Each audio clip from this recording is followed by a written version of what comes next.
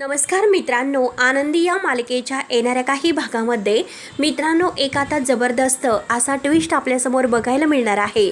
त्या ट्विस्टमध्ये मात्र आता आनंदीने एक आता विडा उचललेला असतो।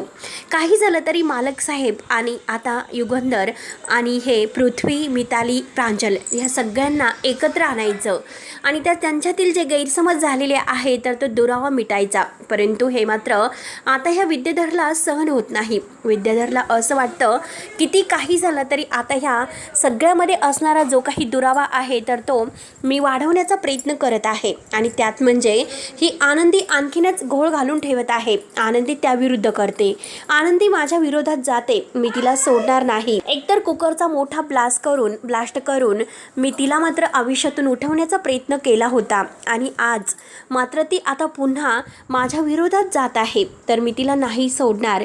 म्हणून मात्र आता युगंधरला म्हणजे आनंदीला धमकी दिलेली असते की युगंधरला मात्र मी ह्या जगातून कसा उठवतो, म्हणजे सगळं काही आता हे म्हणजे भारी होईल।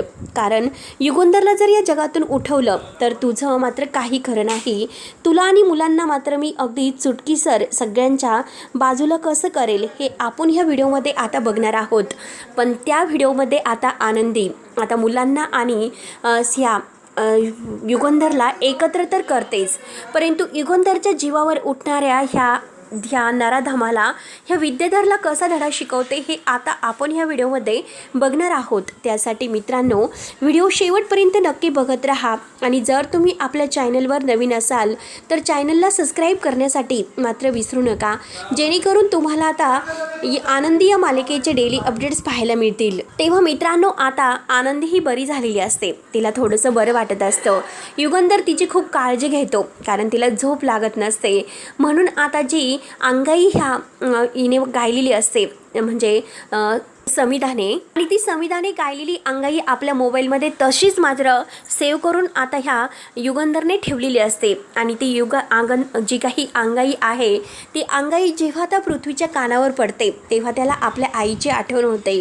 आपल्या आईची आठवण झाल्यानंतर आता पृथ्वी म्हणतो की मला अंगाईचा आवाज कुठून आला, म्हणून तो आनंदीच्या रूमकडे येत असतो। परंतु आता तेथे विद्याधर मात्र आनंदीसाठी पाणी घेऊन गेलेला असतो, कारण आनंदीला पाणी हवं असतं आणि पाणी घेऊन गेल्यानंतर आता युगंधर नक्की रूममध्ये काय करतो असा प्रश्न पृथ्वीला पडतो, त्यामुळे त्याला राग येतो। पण जेव्हा आता आनंदीला ती अंगाई नक्की कोण म्हणत आहे, आनंदी आपल्या आईसारखा आवाज येतो, मग नक्की ही आनंदीच आता ही अंगाई म्हणत नसेल हे कशावरून, म्हणून त्याला आपल्या आईची आठवण होते आणि तो आनंदीच्या रूमकडे येत असतो। परंतु आता त्याच वेळेस पाणी वगैरे ठेवून आणि आनंदीची काळजी वगैरे घेऊन जेव्हा हा युगंधर बाहेर पडतो तेव्हा आता पृथ्वीला वाटतं की खरंच बाबा आनंदीची किती काळजी घेतात। मग बाबांच्या बाबतीत आपण जो काही विचार करतो तो चुकीचा आहे की म्हणजे काहीतरी गैरसमज आपला होतो तेच आपल्याला कळत नाही, परंतु तरीसुद्धा मात्र मी आता बाबावर विश्वास ठेवू शकत नाही। नक्की आनंदी आणि त्यांच्यामध्ये नातं काय आहे ह्या सत्याचा मी शोध घेणार आहे। तेव्हा सगळं काही झाल्यानंतर मात्र आता हा विद्याधर तो तर आता म्हणजे पाळदच ठेवून असतो, कारण रात्री जेव्हा तो त्याची अंगठी किचनमध्ये विसरलेला असतो आणि त्या अंगठीमुळे मोठा बॉम्ब व्हायला नको, म्हणजे जो कुकरचा ब्लास्ट आपण केलेला आहे तो सगळ्यांच्या समोर त्याचं सत्य यायला नको, त्यासाठी त्या अंगठी आणण्यासाठी गेलेला असतो। पण त्याच वेळेस आता युगंधर मात्र आनंदीच्या रूममध्ये काय करतो, तो तर पाणी घेऊन चाललेला आहे, पण नक्की काहीतरी आता त्याचं काम असेल, म्हणून आता तो पृथ्वीच्या मनामध्ये आणखीन गैरसमज वाढवण्याचा प्रयत्न करतो। परंतु पृथ्वीला समोर जे काही दिसतं तसं नसतं आणि जी काही अंगाई त्याला ऐकू येत असते तर त्याला आपल्या आईची आठवण होते, त्याला आपल्या आनंदीमध्ये आई दिसते, कारण समोर जी आनंदी झोपलेली आहे तर तेथे त्याला समिधा दिसते आणि समिधाला मात्र तो आता म्हणतो की आई, जेव्हा आता तो आई असा शब्द म्हणतो आणि त्याच वेळेस आनंदीला जाग येते। आनंदी म्हणते की काय झालं, तर आता आई म्हटल्या क्षणी पृथ्वी आता लगेच कावराबावरा होतो आणि लगेच मात्र तो खाली येत असतो। त्याच वेळेस आनंदी मागे येते, आनंदी म्हणते की काय झालं पृथ्वी, आई म्हटलास आणि कुठे निघालास, तेव्हा लगेच पृथ्वीच्या डोळ्यात पाणी येतं। पृथ्वी म्हणतो की मला आईची आठवण आली आणि आईची आठवण आली म्हणजे आई जी काही अंगाई आम्हाला झोपण्यासाठी म्हणायची तर ती अंगाईचा आवाज माझ्या कानावर पडला म्हणून मी इथे आलो होतो, आणि त्यात म्हणजे आता ही अंगाई नक्की कोण म्हणत होतं। त्यावरती आता आनंदी म्हणते की हे बघा पृथ्वी, तुझा माझ्यावर विश्वास नसेल, परंतु मी तुला आज एक सत्य सांगत आहे. जो काही तुम्ही तुमच्या बाबांच्या बाबतीत अगदी गैरसमज करून घेतलेला आहे दुसऱ्याचं ऐकून, ते सगळं खोटं आहे. कारण समिधाची आठवण म्हणून आजपर्यंत जे काही आता ती अंगाई आहे ती बाबांनी मात्र त्यांच्या मनाच्या कोपऱ्यामध्ये सेव्ह करून तर ठेवलेली आहे, परंतु आपल्या मोबाईलमध्ये सुद्धा सेव्ह करून ठेवलेली आहे. आणि तेच मला आज झोप लागत नव्हती म्हणून तुमच्या बाबांनी मात्र ती अंगाई माझ्यासाठी लावली होती आणि ती अंगाई ऐकल्यानंतर मला झोप लागली. म्हणजे बघा तुमच्या बाबांचं समिधावर किती प्रेम होतं. समिधा ताई खरंच खूप लकी होत्या की त्यांना युगंधरसारखा नवरा मिळाला होता आणि खरंच त्या दोघांचं एकमेकावर खूप प्रेम होतं. आता हे सगळं काही ऐकल्यानंतर पृथ्वीच्या डोळ्यात पाणी येतं. पृथ्वी आता तो गैरसमज दूर करण्याचा प्रयत्न आता आनंदी करत असते की हे बघ पृथ्वी, तू मात्र आपल्या बाबाबाबतीत खूप मोठा गैरसमज करून घेतलेला आहे. ज्या माणसाला तू क्रूर आणि म्हणजे असा वेगळा समजतो, पण तो माणूस एक खरंच देवासमान आहे. देव माणूस आहे, कारण त्याने आज आमच्या सगळ्यांचं आयुष्य सावरलेलं आहे. कुणाकुणाला काय काय मदत केली, या घरात सुद्धा कुणाकुणाला काय काय हे सगळं म्हणजे तो लक्ष देतोय. आणि ज्या काकांचं तुम्ही ऐकतात तर त्या काकांनी मात्र माझ्या आयुष्याचं किती वाटोळं केलेलं आहे हे तुम्हाला माहिती नसेल. जर मी माझ्या आयुष्याची करून कहाणी जर तुम्हाला सांगायला गेले तर मात्र तुमच्या डोळ्यात पाणी येईल. परंतु आज मालक साहेब होते म्हणून माझं आयुष्य सावरलं, पण मी तुम्हाला जे सत्य आहे ते खरंच आत्तापर्यंत नाही सांगू शकत. त्यामुळे हे बघ पृथ्वी, मी तुला सांगण्याचा इतकाच प्रयत्न करेल की तू तुझ्या वडिलांबाबतीत जो काही गैरसमज करून घेतलेला आहे तर तो गैरसमज आता दूर कर. तू तुझ्या वडिलांना आणखीन काही असं अपमानकारक बोलू नको, कारण हे बघ खरंच ते देवासमोर आहे. तेव्हा आता पृथ्वीचे डोळे भरून येतात. पृथ्वीला आता आपलं खरंच काहीतरी चुकतं असं वाटत असतं. म्हणून पृथ्वी आता रूममध्ये तसाच निघून येतो आणि सारखा तो आनंदीच्या बाबतीत विचार करत असतो, आनंदीच्या बोलण्याचा. आणि त्याच वेळेस मात्र आता हा विद्याधरने सगळं काही ऐकलेलं असतं. त्याला खूपच राग येतो.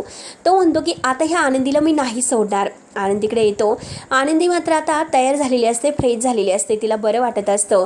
आणि आता मात्र युगंधर रूममध्ये असतो. तेव्हा युगंधर आनंदीला विचारतो की काय बरं वाटतं का, गोळ्या वगैरे घेतल्या की नाही, नाश्ता वगैरे केला की नाही. तेव्हा आनंदी म्हणते की मला बरं वाटतं, मी व्यवस्थित चांगली बरी आहे.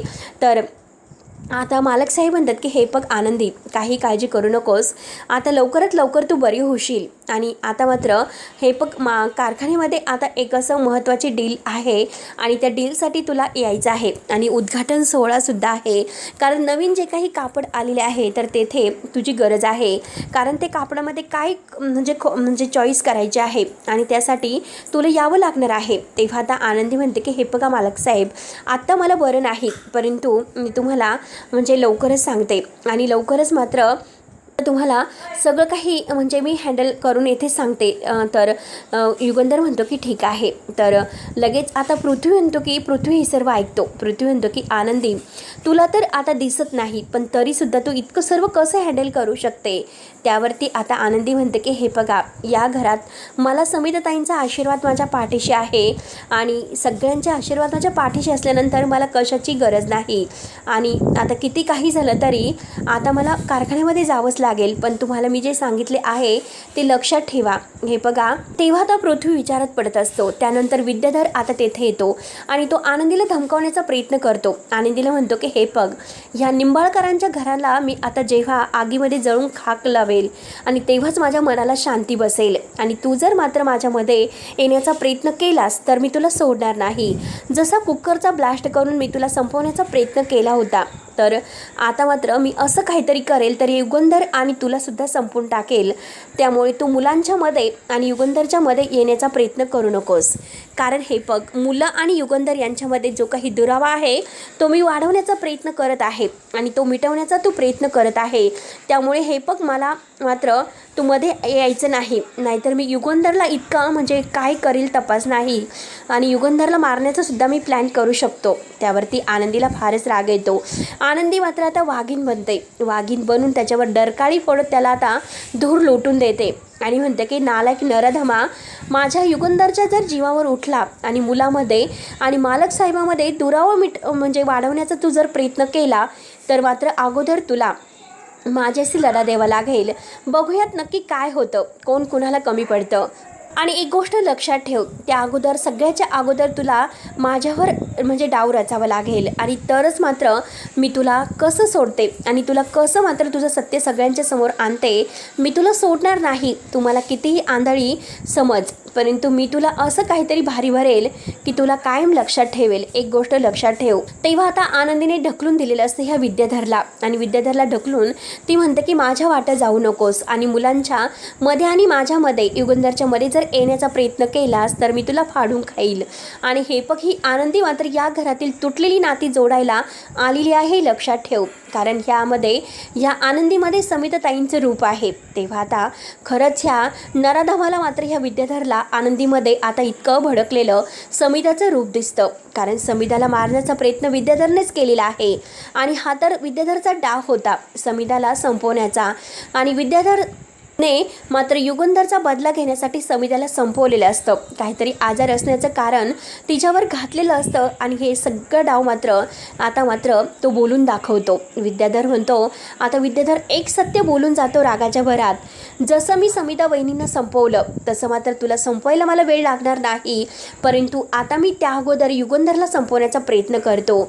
आणि हे सगळं काही पृथ्वीने ऐकलेलं असतं. पृथ्वी धावतच मात्र आता ह्या विद्याधरवर धावून येतो, त्याची गचंडी धरतो. माझ्या आईच्या जीवाशी तू खेळलास, मी तुला सोडणार नाही. आणि वर मात्र आमच्या वडिलाविरोध आमचे कान भरतो. त्यामुळे तुला काय आता शिक्षा द्यायची आहे ते फक्त बाबाच बघतील. आणि जर बाबांच्या जीवावर उठण्याचा तू प्रयत्न केलास मी तुला सोडणार नाही. हे बघ, अगोदर तुला मात्र धडा शिकवावाच लागेल. कारण मी तुला काका मानत होता, माझ्या वडिलांपेक्षा जास्त मान मी तुला देत होता, पण तू माझ्या आईच्या जीवाशी खेळलास, मी तुला नाही सोडणार. किती काही झालं तरी आज मी तुला बाबांच्या समोर सत्य आणणार. माझ्या आईचा जीव तू घेतलास. तर आनंदी म्हणते की हो, आणि हेच मी तुला पृथ्वी सांगण्याचा प्रयत्न करत आहे. कारण तू ह्या नालायक नराधम माणसावर विश्वास ठेवू नकोस.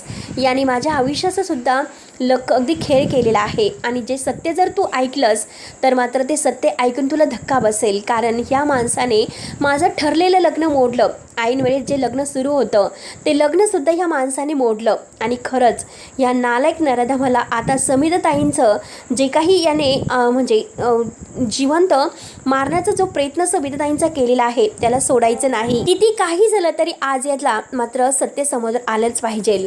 तर विद्याधर म्हणतो की बघा, तुम्ही बघतच राहा युगंधरला तुम्ही कसं वाचवताल. नाही, मी युगंधरच्या जीवाशी खेळण्याचा प्रयत्न केला तर मी सुद्धा नावाचा विद्याधर नाही. पृथ्वी म्हणतो की हो, बघूयात तू काय करतो ते. बाबांच्या केसाला जरी धक्का लागला ना मी तुला सोडणार नाही. तेव्हा मात्र आता आनंदीसुद्धा डरकाळी फोडून येते. आनंदी म्हणते की जरी युगंधरच्या केसाला जरी धक्का लागला तर माझ्या इतकं वाईट कोणी नसेल. तुला अगोदर माझ्याशी खेळावं लागेल आणि मग युगंधरशी. तेव्हा आता मात्र विद्याधर खूपच घाबरतो. विद्याधर आता घाबरून लगेच मात्र आतमध्ये निघून जातो. खूप भडकलेला असतो. त्याला असं वाटतं की नक्की काय करावं, ह्या आनंदीचं कसा जीव घ्यावा हे मात्र आता त्याच्या लक्षात आलेलं असतं. परंतु पृथ्वीने त्याला चांगलं धमकावलेलं असतं. पृथ्वी म्हणतो की आज मी तुला नाही सोडणार, तू कितीही प्रयत्न कर परंतु मात्र मी तुला सोडणार नाही. असं सगळं काही झाल्यानंतर मात्र आता शेवटी युगंधरच्या जीवाशी खेळणारे विद्याधरला पृथ्वी आणि आनंदी मिळून एकत्र येऊन कसा धडा शिकवतात हे आपण बघणार आहोत. त्यासाठी मित्रांनो व्हिडिओ शेवटपर्यंत बघत राहा. तोपर्यंत धन्यवाद.